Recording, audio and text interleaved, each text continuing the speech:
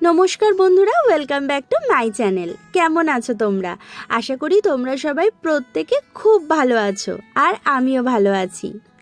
ঈশানের স্কুলে আমাদের মায়েদের যে গ্রুপ তৈরি হয়েছিল, তাতে একদিন করে মেম্বার বেড়েই চলেছে।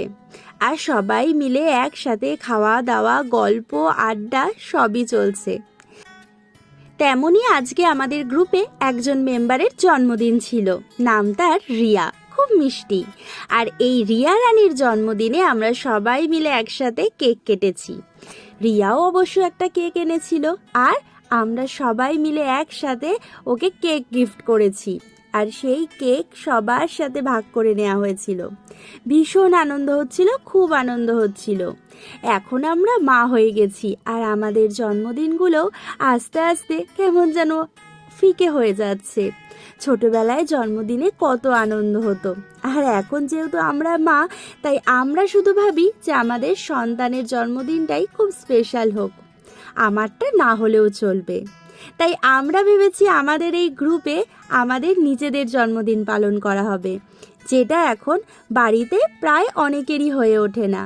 তাই এই ছোট্ট আয়োজন, সবাই মিলে একসাথে তাকে কেক গিফট করা এবং সেই কেক কাটিং করে সবাই মিলে একসাথে খাওয়া, সেই যেন একদম ছোট্টবেলার মতো খাওয়া দাওয়া, আর তার সাথে এই কেক মাখানো।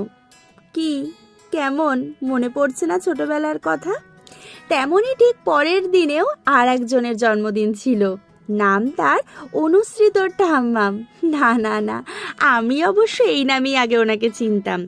এখন আবার তিনি আমাদের দিদি, ছোট দিদি। নাম তার প্রতিমা।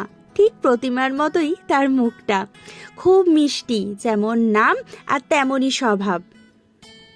আমাদের সকলের থেকেও সিনিয়র হলেও বোঝা যায় না উনি যে সিনিয়র।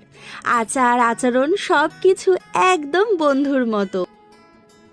কিন্তু সেই দিদিভাই আমাদের অনেকবার বারণ করেছে যে তোমরা একদম এ সমস্ত পাকামো করবে না, কিন্তু ওনার বারণ শোনে কে?